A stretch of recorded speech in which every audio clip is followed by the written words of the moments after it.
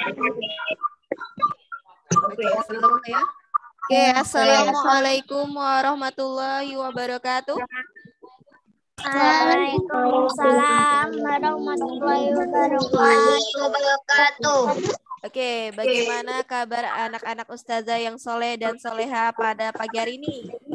Gimana kabarnya semua? Alhamdulillah, luar biasa, tetap semangat, dahsyat, Allahu Akbar. Oke, alhamdulillah, alhamdulillah. Segala puji bagi Allah yang telah melimpahkan rahmatnya pada pagi hari ini sehingga kita bisa berkumpul kembali ya. Semoga semuanya senantiasa dalam keadaan sehat walafiat, dimudahkan belajarnya ya, dan diberi semangat oleh Allah Subhanahu wa taala untuk selalu berusaha ya. Semoga apa yang kita pelajari bisa masuk ke dalam pikiran dan hati kita. Amin ya rabbal alamin. Oke, jadi sebelum kita memulai pembelajaran hari ini, ada baiknya kita berdoa terlebih dahulu. Jadi silakan yang ketua kelasnya. Siapa? Yang biasa pimpin doanya? Hamzah. Ada Hamzah? Hamzah nih fotonya aja yo. Mana?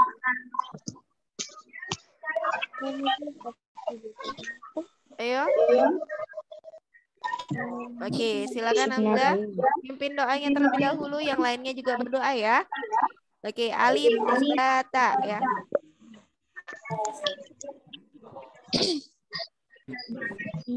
Mana suaranya nih? Jaringan kan? Ya. Ayo pimpin.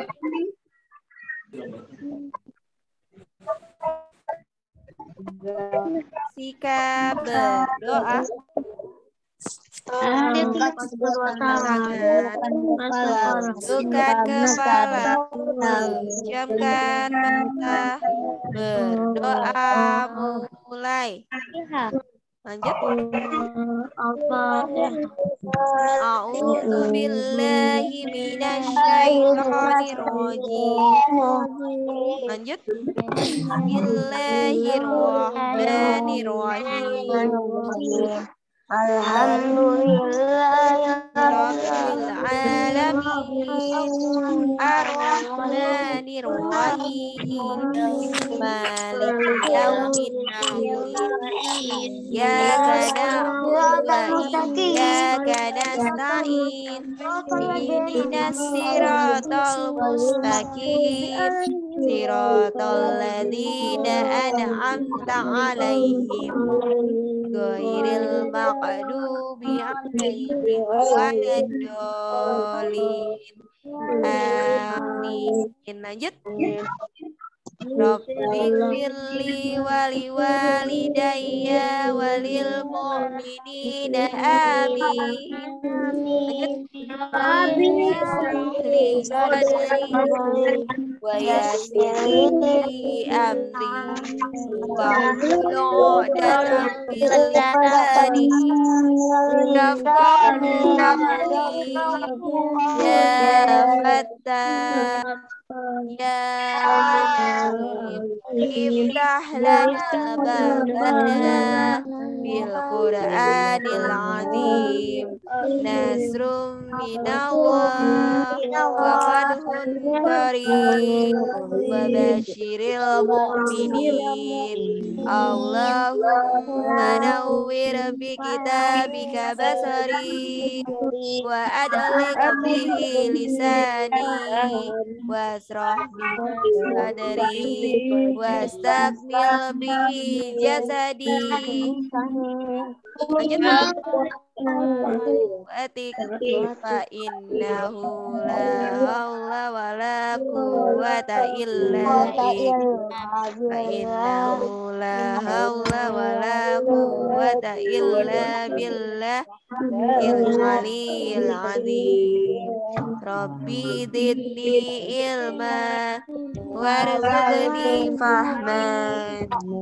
Amin ya rabbal alamin.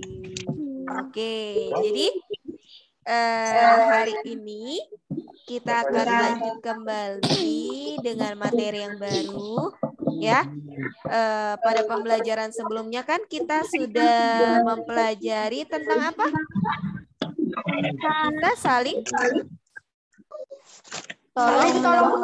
menolong dan apa? Kerja sama. Jadi pada kesempatan kali ini kalian akan mempelajari tentang apa? Selanjutnya kisah turunnya wahyu pertama dan keteladanan Khadijah. Jadi kita fokuskan ke kisah turunnya wahyu pertama dari Nabi Muhammad Sallallahu Alaihi Wasallam. Nah, ini kita coba mengingat kembali. Ini ada hubungannya dengan pelajaran sirah di kelas berapa? Kelas 1 tentang kisah turunnya apa? Wahyu pertama Nabi Muhammad, ya. Jadi sebelum turunnya wahyu tersebut, masih ingat nggak kenapa bisa, ya? Jadi di sini dijelaskan, ya. Coba dibuka halaman 165. Sudah. Halaman berapa? 165. Dah. Bentar ya. Halaman berapa saja? 165.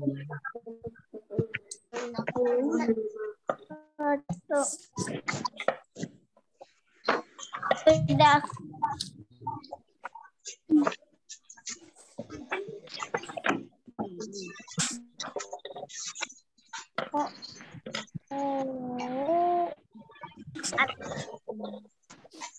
Bentar ya.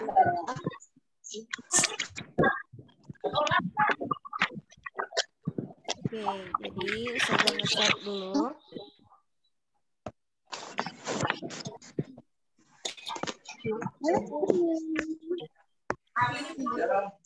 Kelihatan gambarnya? Kelihatan. Oke. Jadi kita coba mengingat-ingat kembali. Ustazah mau nanya. Ketika kalian sudah mempelajari tentang kisah Nabi Muhammad, kira-kira Nabi Muhammad itu dijadikan seorang nabi dan rasul itu pada usia berapa? 40 tahun. Benar, ya. Jadi pada usia yang tidak muda lah. Tidak muda lagi. Namun ketika masih kecil, ya, ketika masih berada di apa? Di rahim bundanya yang bernama siapa? Aminah. Sudah terdapat tanda-tanda apa? Kenabian. Di perutnya Bunda Aminah itu sudah terdapat tanda-tanda kenabian. Masih ingat nggak tanda-tanda kenabiannya itu seperti apa? Ada apa? Di perutnya Bunda Aminah? Ada seberkas cahaya. Ya, itu adalah bagian dari tanda-tanda kenabian. Nah, dan itu sudah dari jauh-jauh hari bahwa Nabi Muhammad itu merupakan nabi terakhir sebagai penutup para nabi dan rasul, ya. Sudah dikabarkan, ya. Dan pada saat itu juga terdapat tanda-tanda kenabian. Nah, masih ingat nggak ketika masih kecil, ya, terdapat tanda-tanda kenabian lagi di bagian mananya? Pada Nabi Muhammad. Di mana? Selain itu, di mana lagi?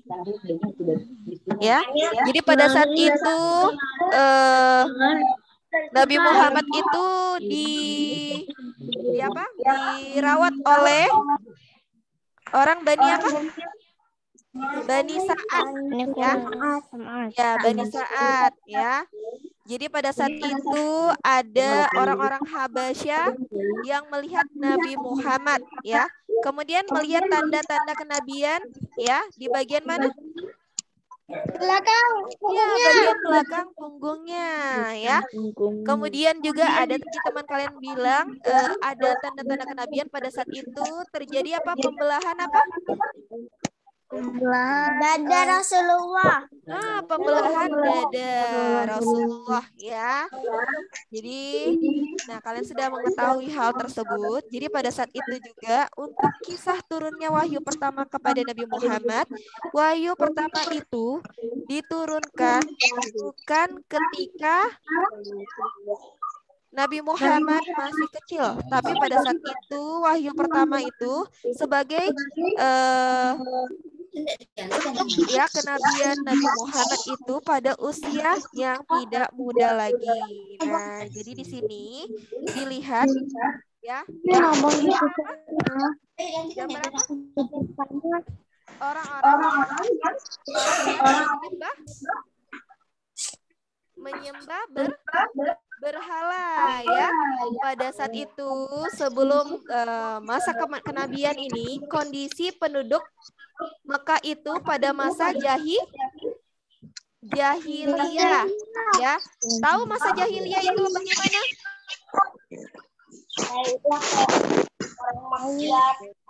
Masa jahiliyah itu apa? Ayo, masih ingat nggak? Masa kegelapan. Masa kebodohan. Iya, masa kebodohan. Nah, padahal mereka itu kalau misalkan dari segi berpikir, mereka adalah orang-orang yang cerdas.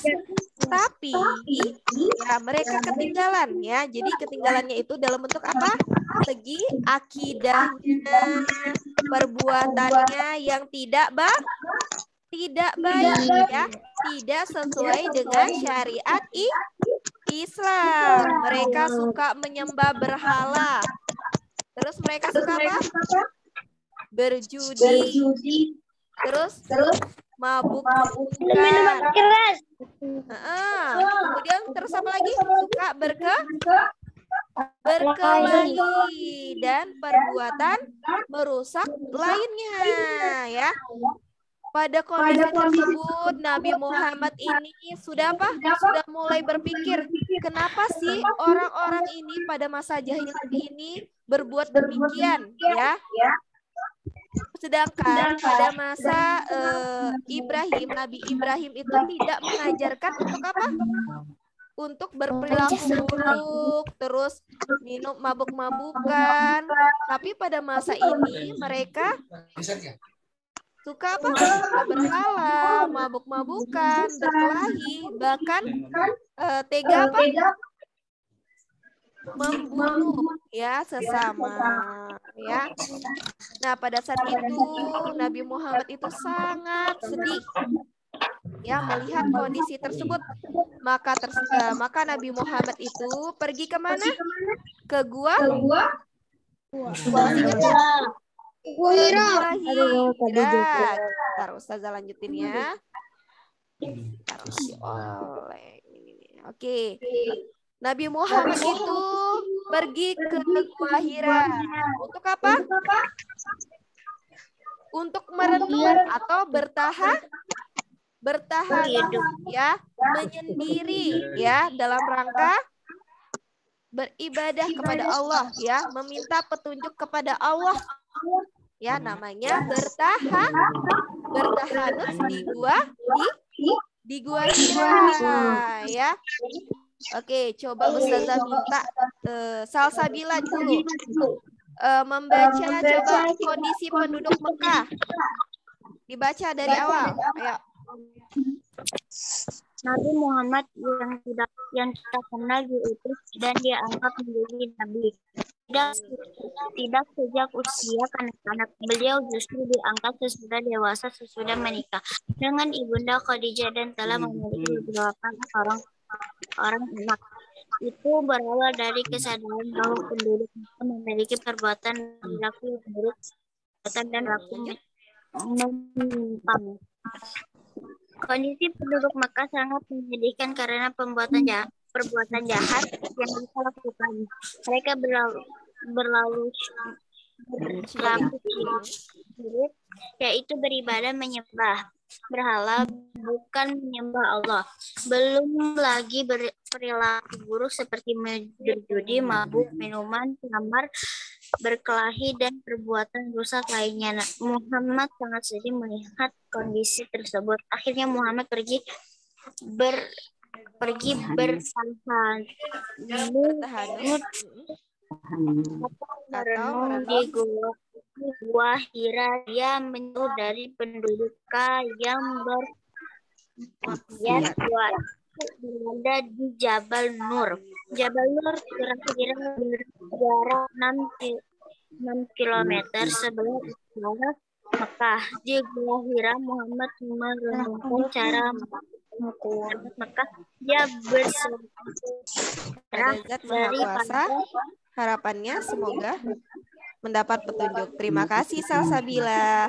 Ya, jadi pada saat itu melihat kondisi zaman jahiliyah tadi, ngelihat penduduknya itu suka mabuk-mabukan, menyembah berhala, ya, kemudian berkelahi dan perbuatan buruk lainnya itu, Nabi Muhammad itu sangat sedih, ya, sehingga mereka apa?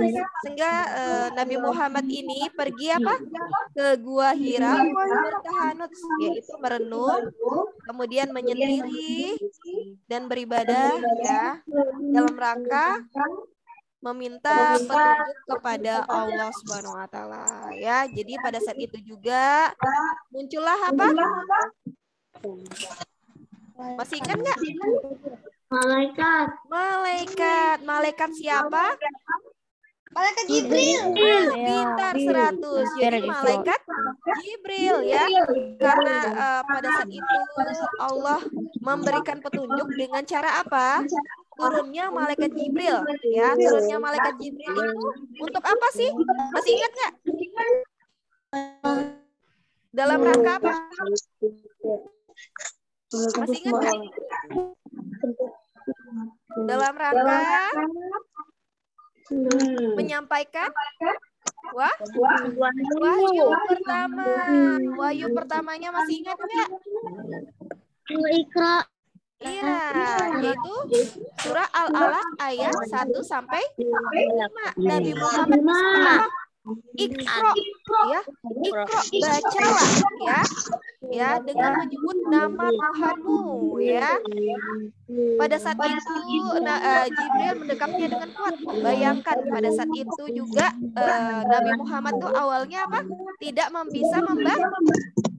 bisa membaca, tapi disuruh Iqra, ya, sama malaikat Jibril, ya. Itu diulangi sampai berkali-kali, ya. Pada saat itu Nabi Muhammad hanya menjawab, aku tidak bisa membaca. Bayangin kalau misalkan Nabil disuruh membaca. Pada saat itu Nabil masih belum bisa membaca. Misalkan pada saat TK disuruh membaca ini semuanya, bisa nggak? Nggak bisa, ya. Pada saat itu Nabi Muhammad berada di kondisi seperti itu. Bayangin tiba-tiba malaikat Jibril itu turun, ya, kemudian datang untuk disuruh membaca, kemudian mendekapnya, ya, dan dalam keadaan Nabi Muhammad itu sendiri, ya. Pada saat itu Nabi Muhammad itu sangat takut, tapi tetap malaikat Jibril itu membacakan surah Al-Alaq ini, ya. Coba Ustazah minta apa nih? Bentar, ya. Mibzal, coba baca surah Al-Alaq ayat 1 sampai 5. Habis. Tinggal 21. Pegangnya aja lah. Halaman 166. Ayo.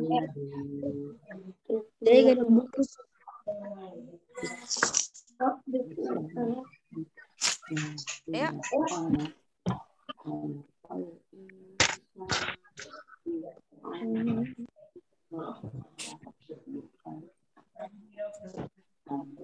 Afzal ada? Ya. Ayo, coba dibaca dulu.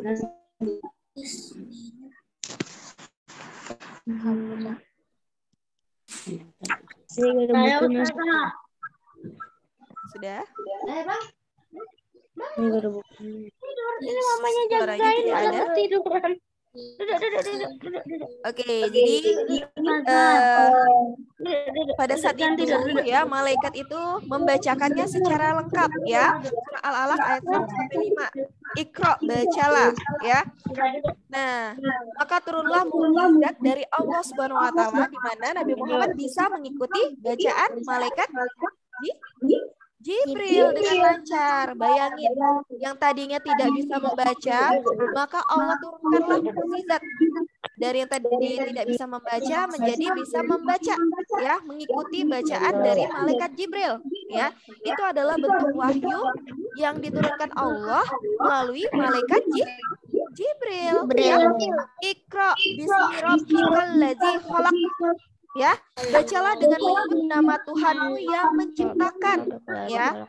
Kemudian khalaqal insana min 'alaq, ya. Dia telah menciptakan manusia dari segumpal darah, ya.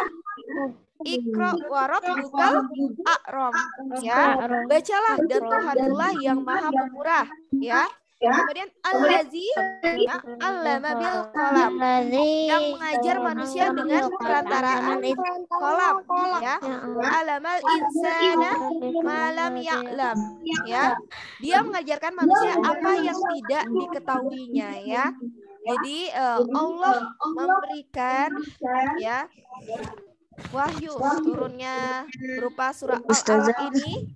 Allah itu mengajarkan manusia apa yang tidak diketahuinya dari Nabi Muhammad yang tidak bisa membaca. Kemudian turunlah wahyu di mana Nabi Muhammad bisa mengikuti malaikat Jibril, ya, dari bacaan surah Al-Alaq ayat 1-5, ya. Jadi turunlah wahyu tersebut, ya. Saya mau ke kamar mandi. Oke, boleh ya. Nah, kemudian setelah turunnya wahyu tersebut, apa yang terjadi pada diri Nabi Muhammad? Ada yang tahu? Bisa jelaskan ke Ustazah? Angkat tangan. Ini pelajaran kelas 1 dulu, ayo. Masih ingat nggak? Hah? Nabi Muhammad berlari pulang. Berlari pulang. Kemudian yang diketemukannya yang pertama kali siapa? Siapa? Bunda? Khadijah, ya. Pada saat itu apa yang dilakukan Nabi Muhammad? Menarik apa? Tidur. Ya, dia menarik selimut. Kemudian apa? Dia merasa apa?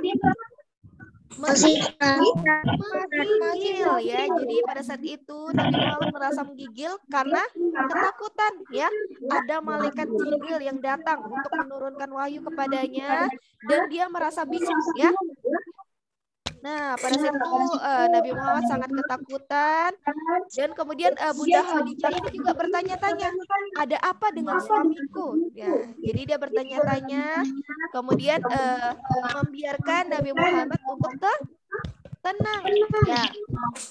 Nah, kemudian di situ Nabi Muhammad mengatakan, selimuti aku. Ya, jadi pada saat itu Bunda Khadijah segera menyelimuti Nabi Muhammad. Nah, karena kebingungan tadi dari Bunda Khadijah itu pergi ke pamannya. Masih ingat nggak pamannya bernama siapa? Angkat tangan. Waraqah bin Nawfal. Oh, oke, benar. Jadi namanya siapa tadi? Waraqah bin Nawfal. Iya, Waraqah bin Nawfal. Siapa sih Waraqah bin Nawfal itu? Masih ingat nggak? Paman Khadijah. Iya, paman Khadijah. Dia bagian apa sih kerjaannya? kalau misalkan kita lihat ya, dia merupakan salah satu pemuka juga ya di kalangan bangsa Arab tadi ya. Dan biasanya dia juga itu memiliki sifat yang apa? Jujur. Dia memiliki sifat yang jujur. Kemudian pada saat itu Bunda Khadijah menemui Waraqah bin Nawfal itu, dan apa yang disampaikan paman Bunda Khadijah? Masih ingat nggak? Masih ingat nggak? Ayo. Apa yang disampaikan paman Bunda Khadijah? Ayo, kenapa? Itu Jibril. Menyampaikan. Iya, menyampaikan bahwa itu merupakan tanda-tanda apa? Kenabian ya. Jadi katanya paman Bunda Khadijah itu suatu saat Nabi Muhammad itu akan menjadi seorang pembesar ya, yang memberi petunjuk kepada kaumnya ya.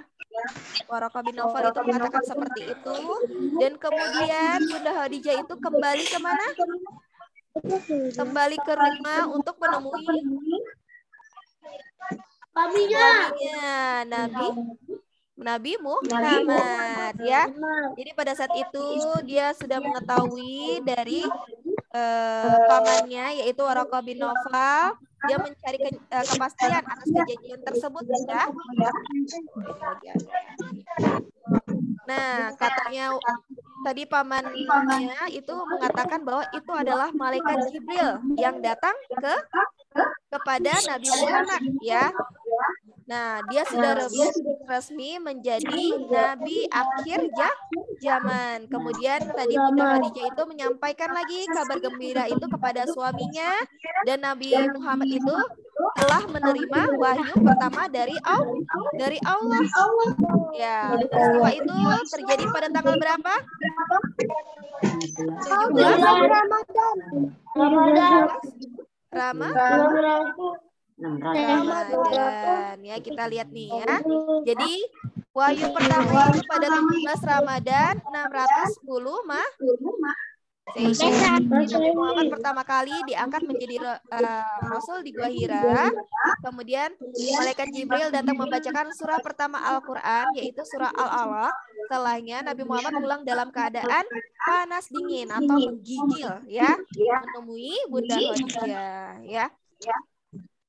Oke, sampai di sini. Ada yang mau bertanya?